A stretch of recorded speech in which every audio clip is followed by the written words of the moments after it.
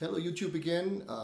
This will be my third video about my guitars, and it's the third Tele that I have. This one is a Schecter Tele, and it has humbuckers in it, which I changed. And there's a little story to this guitar. At the end of this video, I will give you a little lesson about learning practicing arpeggios. So I hope you enjoy. I bought this guitar about 25 years ago, and I played it for a very long time. I got it cheap because there was an accident happened with a tool that fall on the top of the guitar, and it left a mark, and I repaired it in a, it's a little bit amateur way, but it's good enough with black color and super glue. Maybe you heard of this method. So this way I got the guitar pretty cheap, and I played it really for a long time. But the last 10 years it was just hanging on the wall because there was something that I didn't like about the pickups, so I changed them. The guitar itself, I can't tell you what body material this is because it's lacquered. I expect the usual suspects for a Tele. The neck is a maple neck, a very nice maple neck with plenty of bird's eye. I don't know if you can see it on the video, but it's covered with bird's eye grain. And a very nice neck, a little thicker C shape, but still comfortable for me with my small hands. The wear on the guitar is from myself, so this is not a relic guitar or something. So the wear is from playing it a lot. Mechanics are again F-type, which I like very much because they are comfortable and fast and secure tuners. The knobs here are not the original ones. That's just something I got from Conrad. That's compared to Radio Shack or some of these shops you have in the US. Here it's called Conrad. Because I couldn't find the right ones with the right diameter to put on here, because I changed the knobs also. So I hope I will find the right ones, or I have to re-drill ones from a Fender Tele. It's a metric wire inch problem, I think.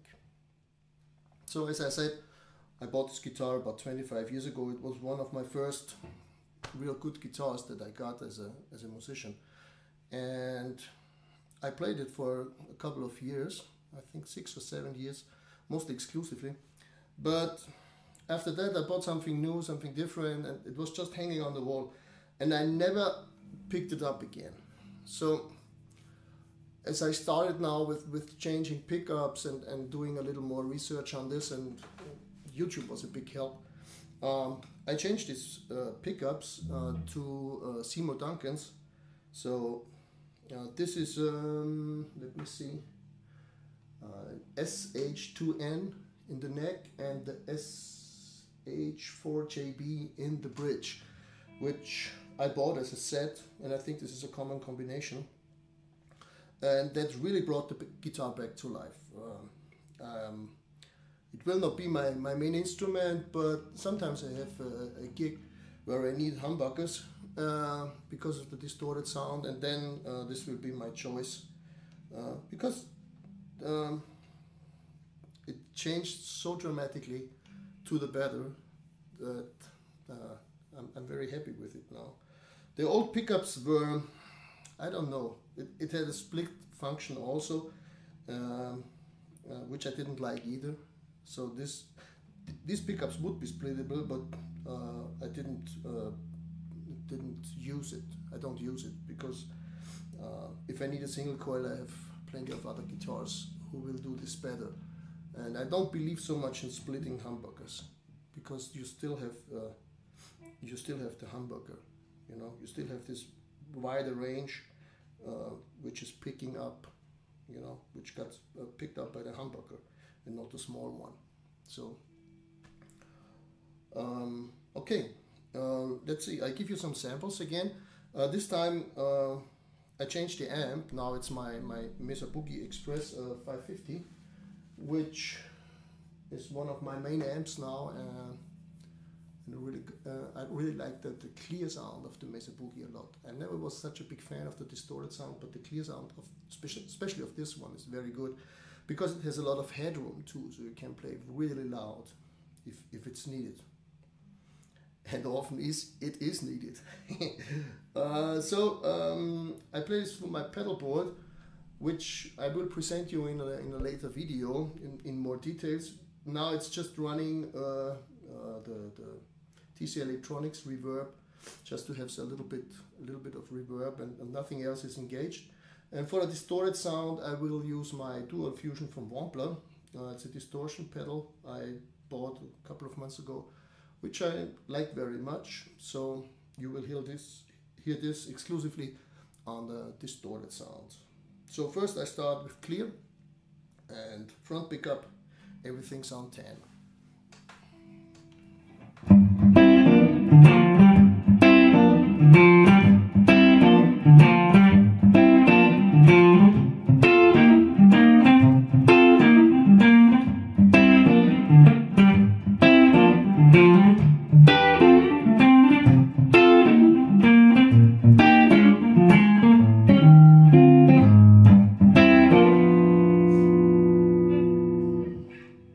Okay, next is both pickups, middle position.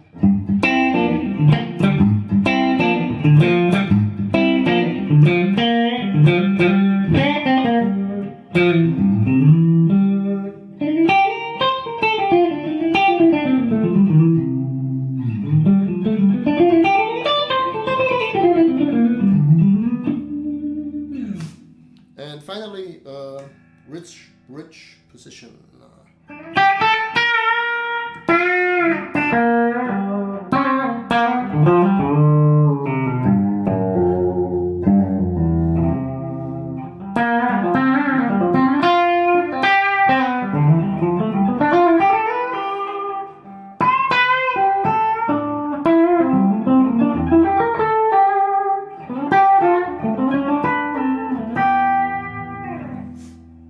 Next will be distorted, front pickup, everything's on 10.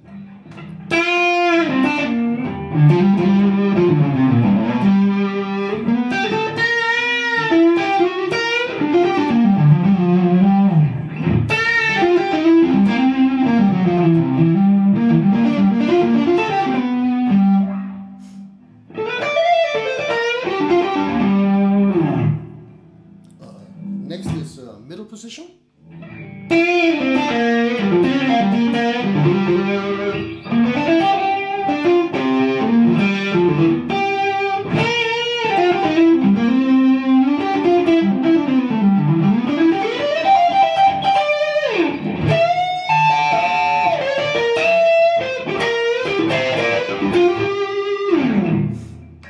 And finally the bridge position.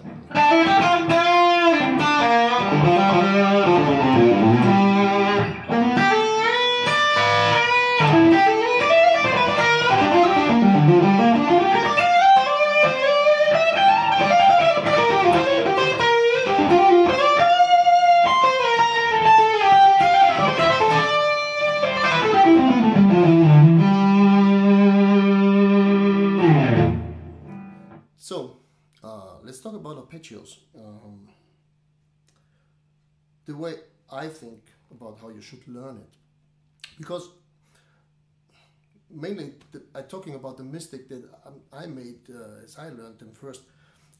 That as a guitar player, you may be too much focused on your fretboard.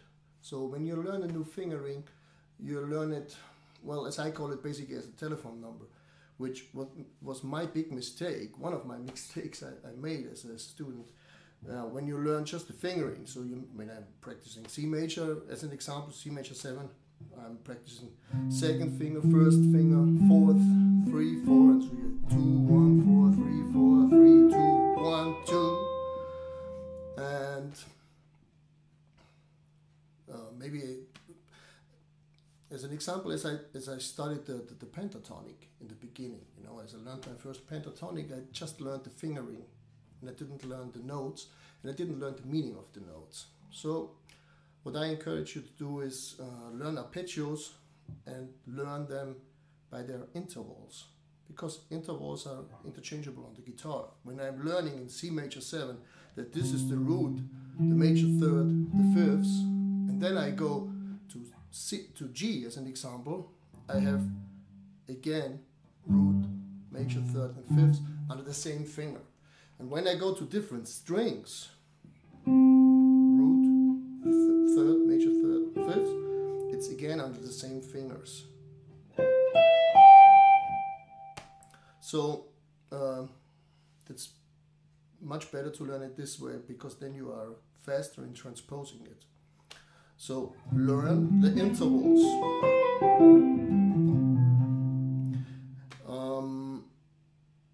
Learn this in all the 5 positions you have on your fretboard. First with the major 7 arpeggio, and then start to change them. So go from C major 7 to C dominant 7, because it starts the same way like the major 7 arpeggio. Root, major third, fifths, but then you have to change the 7ths, which is a good way to learn it, because then you see, here's my 7th, the major one, here's the dominant one, and then again you connect your finger position to the interval you're playing. And when you put this in a different position, like I start on the A string, it's again the same fingering. Okay? So the next step would be go to C minor 7. So in this case you have to change the third. And now you maybe have to alter your fingering, because you can play it this way, to stretch with your first finger.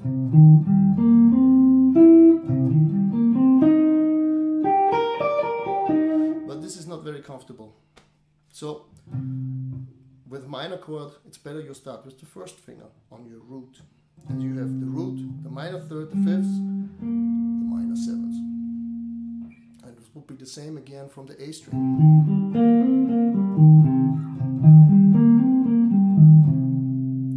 And even if you want to play something more exotic like minor major 7, you just have to change the 7th. So again, you're learning this with the intervals and not with the fingering only. Next thing is C minor 7 flat 5. So you have to change the 5th.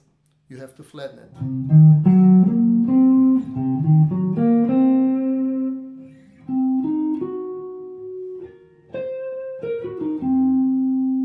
And the last one would be C diminished 7.